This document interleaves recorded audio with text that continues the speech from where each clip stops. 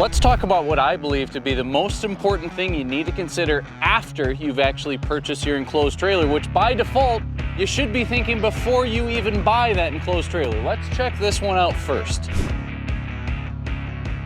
So when you're looking to buy an enclosed trailer, this inside is about what you will expect on your most basic of all economy enclosed trailers. So here we are in the inside of the trailer, and if you look all around this trailer, there's absolutely nothing to be able to tie things down to. This is where it really matters, and the first question you gotta ask yourself is, what am I going to use this trailer for? You know, people for us that are buying these enclosed trailers can be for a lot of reasons. Maybe you're moving, and there's gonna be boxes and different things like that. Maybe it's gonna have a motorcycle in here. Maybe that's a golf cart.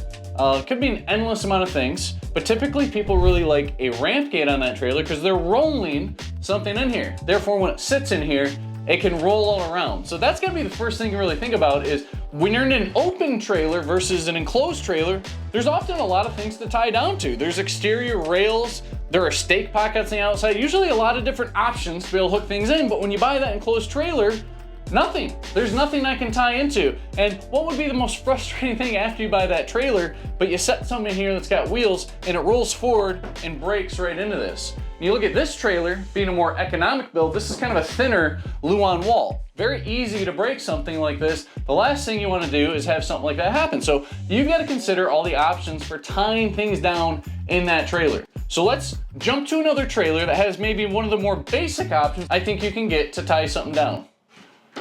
Rocky, should we go check it out? So really this trailer's been getting plenty of use before it's had its time here at Howe Equipment. So in this trailer, it's got the surface mount D-rings. This is something that's much easier to install than most other products. So there's a lot of surface mount D-rings you can get. This is a common style. Everywhere in that trailer, you're gonna have these metal cross members underneath. And if you notice in this trailer, all of them are connected to this cross member. If you choose to just mount this somewhere in the wood, very easily it can pull up. Now you can choose to put a D-ring somewhere like this, but if you drill a hole and set these in here, it's imperative that you have some sort of backer plate, whether that's washers underneath, whatever it may be. You make sure that you get that. Otherwise, a metal self-tapping screw that's long enough can tie into those studs. So this is a super affordable way. Just get a bunch of different tie down points. This one happens to have 3 in the front, 3 in the rear, a lot of different options there for tying down. And then we jump inside this Dark Horse trailer. So Dark Horse trailers, unlike the other trailers we've seen, doesn't have a Luan wall, it's actually got a plywood wall. That could be something that makes it easier to tie into. But look at right here, this is a recessed D-ring.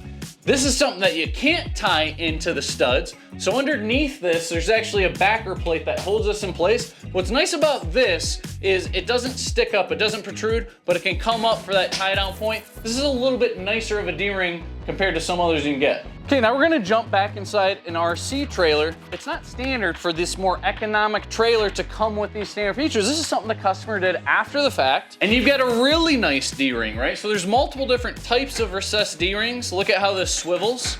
So this is something you can just use a hole saw or a jig, and you can get something that's a much nicer D-ring. Again, think of options you can do in that trailer. This is something where he did more of an exterior paint on this that's gonna protect your floor as well, something else to consider. And then let's think of some other options besides just those D-rings that you can use to hook things on.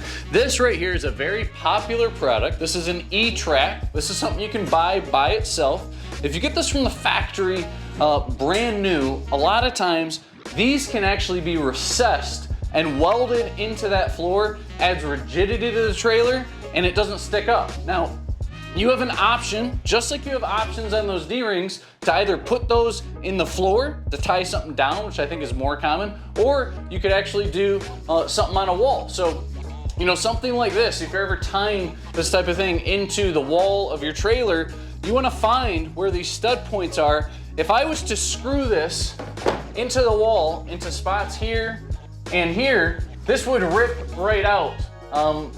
And so that'd be the last thing you'd want to do. So just make sure if you're getting this, I would tell you probably try to get the longest piece of E-track you can get. This happens to be a 12-foot trailer. If I could get my hands on a 12-foot piece of E-track, I would choose that instead of 2 5-foot sections. Right here I've got a 5-foot section, and I would make sure that when I'm tying this in, I would make sure I get to the point where I can hit it into 3 different studs for these to line up. And that would give a lot of rigidity where this would not come out. What's nice about a product like E-Track, rather than the D-ring, is it gives you tons of versatility. So let's imagine that this piece of E-Track was actually somewhere in the floor. And let's say that this was running the entire length of that trailer. Well, they make tons of different types of things that can go into E-Track. So it can be a loop, for example, maybe one of the most common things you can use. And what's nice about this product is it's got an easy latch system.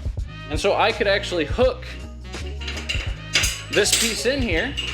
And if I had a piece of equipment that I needed to tie down towards the front, I might set this right here. But let's say I've got a different piece of equipment and I need that D-ring somewhere else. You can simply pull something like that out and move it to a different location. So there's a lot of advantages to doing something like an E-Track. It's definitely common that I could see this in the floor. Even more commonly, I see something like that on the wall. So imagine this being on the wall, and there's all sorts of different things you can get. I've just grabbed a couple to kind of show you guys what those examples could be. But this right here is something that can hook in, and this could be something that you're hanging rakes, you know, different things like that. And so there's all sorts of different attachment pieces you can get. This is just something kind of unique, right? So I could hook this in when it's on the wall. And this is something I could use to get, you know, straps or other things held. Maybe this could hold on to an extension cord or something like that. There are hundreds of different attachments you can get for E-Track, whether it's a spare tire holder, whatever it may be,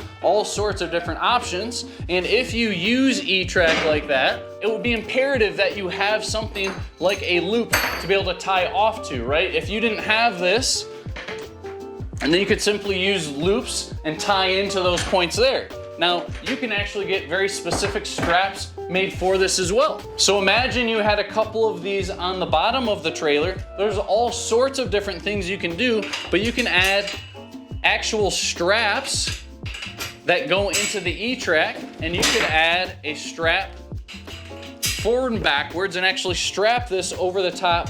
So you could have something that's a dedicated strap like this, which actual E-Track ends, and you could go here.